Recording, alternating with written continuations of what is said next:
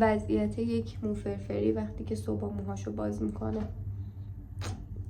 حالا اگر موهاتون این شکلیه بهتون بگم چیکار کنید که به حالت اولش برگرده. اولا که آقا به زمان بدید. این از نظر جاذبه و اینا، از نظر که نه، به خاطر جاذبه خودش بعد یه تایمی برمیگرده پایین. ولی چیکار باید بکنید؟ با یه دونه از این اسکرانچی ها که موهاتون رو بستید که بخوابید، آروم اینو جمع کنید، اینجوری اینو بگیرید جمع کنید، یه دونه اینجوری ببندید این تو، اینو یه 10 دقیقه اینطور رو به زمان بدید، این خودش برمیگرده به حالت قبلش.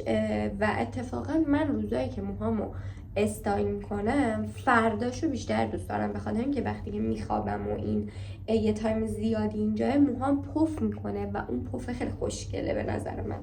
ولی آقا من تو همه ویدیوها و ولاگا هر جایی که راجع به موهای فرم صحبت کردم گفتم که آقا موهای فرتون زیباست، خودتون رو اذیت نکنید.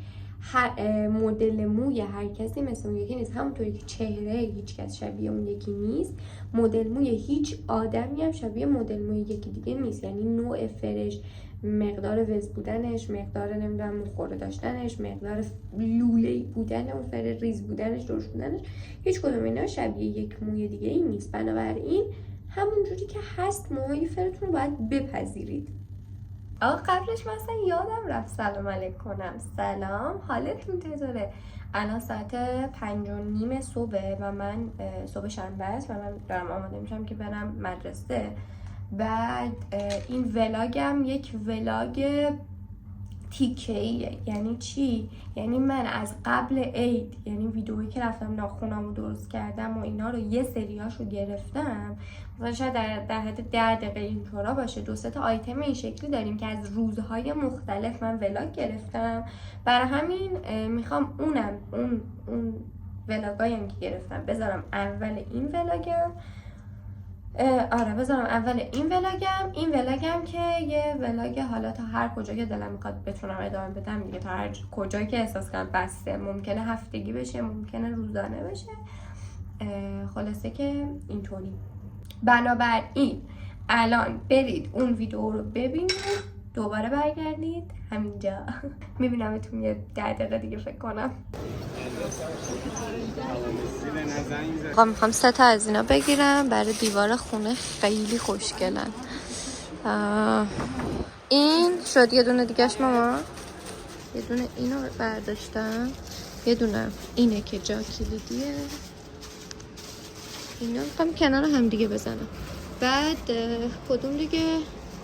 همین اسفیه رو برداشتم. این با من 4 تا خریدم. یه دونه جا کلیدیشو خریدم، چقدر خوشگله. اون 3 تا هم خریدم برای یه دیواری که حالا 3 تاشو با هم دیگه بزنم. یکیش مهمونیه، یکیش این اسب سواری است، خیلی خوشگله، چشم گرفت. یه دونه این، خیلی نازن همشون. تازه اون عکسای اون احساس می‌کنم قشنگ‌تره، ولی چون من خونم سبزه دیگه از این سبزا برداشتم.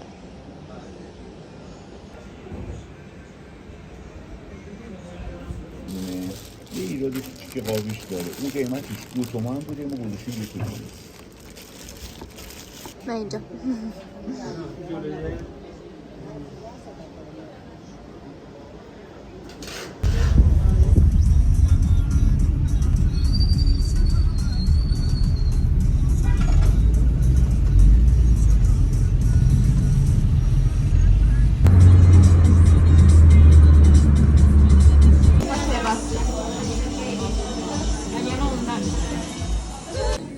فعلا این شکلیه. خیلی باید برم حالا ادامه داره، هنوز تموم نشده.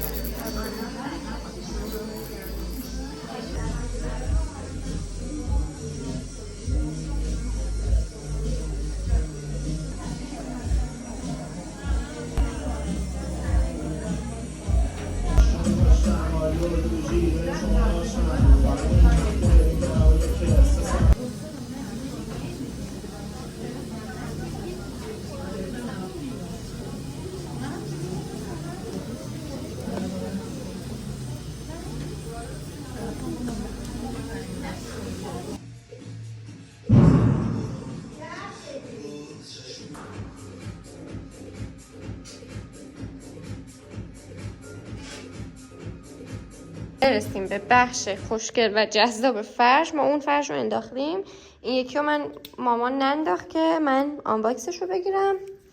برای همین بریم برای آنباکس دوستان.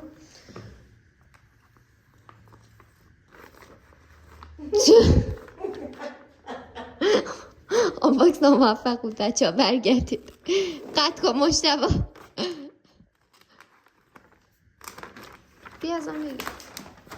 خودم هم بیفتم ندارم.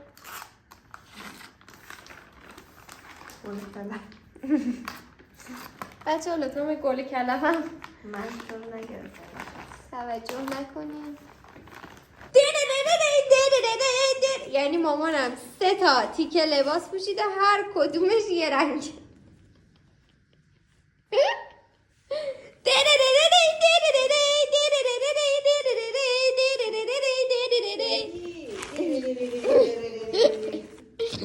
آی مشتبه قطعش کن مشتبه. اشاره هم نداری برو اونور میذارم همین هم دادی میدو. همه ببینم من تحت خشونت خانگی هم بچه ها. پت خانگی باید خشونت در وقت و خرجت در موردش. ماما من پت خانگی هم. آره خاک به سرم. تو پرت خانه خب بچه ها این طولانی ترین آنباکس زندگیمه. هم طولانی هم طویل ترین. هم سنگین هم طولانی ترین هم طویل ترین. وای خیلی بامزدم، خوش آمده خودم. چه با ناز باز میکنم، باز کن دیگه.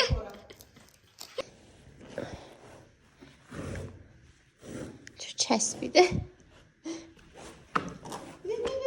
چسبیده. خب یعنی صاف نمیره، یه ذره با بکشش اون ورتر. کدوم برتر؟ یه ذره بکش. لی لی لی لی لی لی لی لی.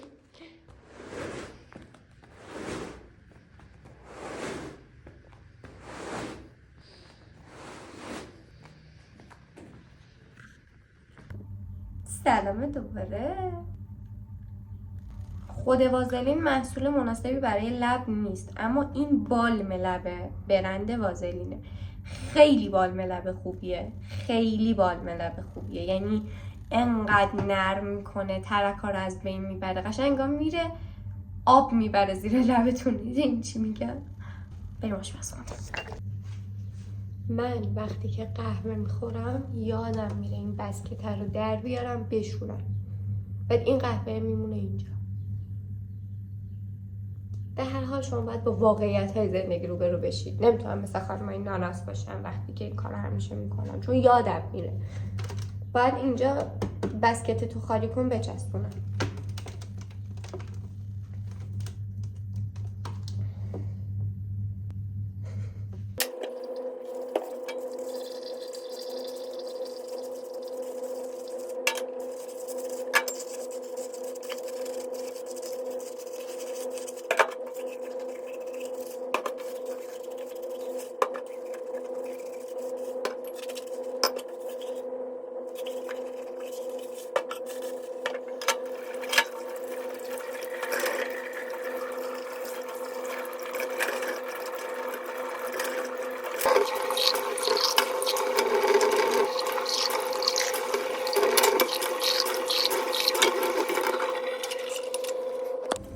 بعد از اینکه یه مقدار تختم هوا خورد میرم سراغ جمع کردن و مرتب کردنش. بعدش هم نوبت برنامه‌ریزی و نوشتن برنامه هاست.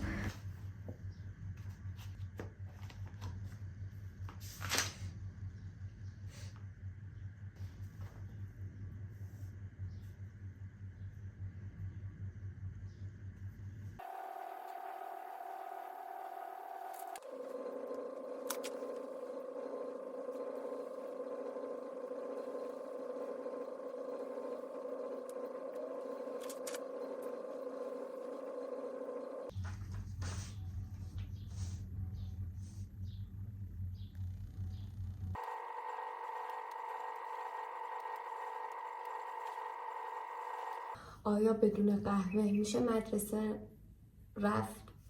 رو سر کرد؟ نه. پس بریم قهوه درست کنیم.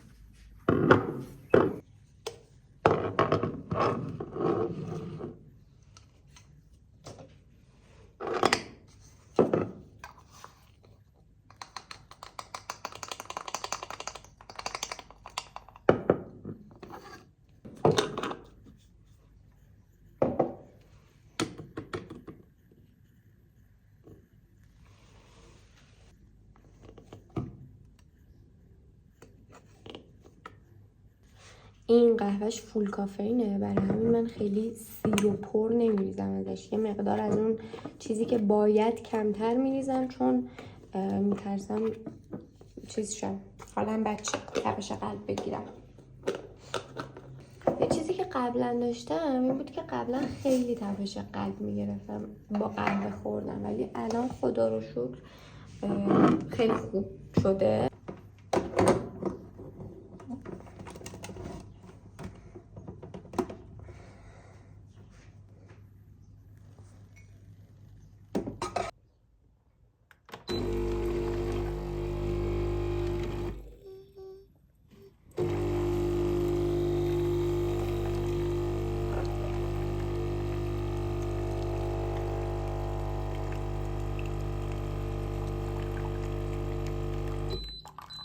اینم چند تا قاب مختلف بود از زندگی من. اگر از این سبک ولاگو دوست دارید حتما برام کامنت بذارید که بدونم. اینی هم که میاد رو صفحه آیدی منه، میتونید منو با همین اسم توی تلگرام، اینستاگرام و یوتیوب پیدا بکنید. اگر هم دوست داشتید لایک و سابسکرایب یادتون نره. بای بای.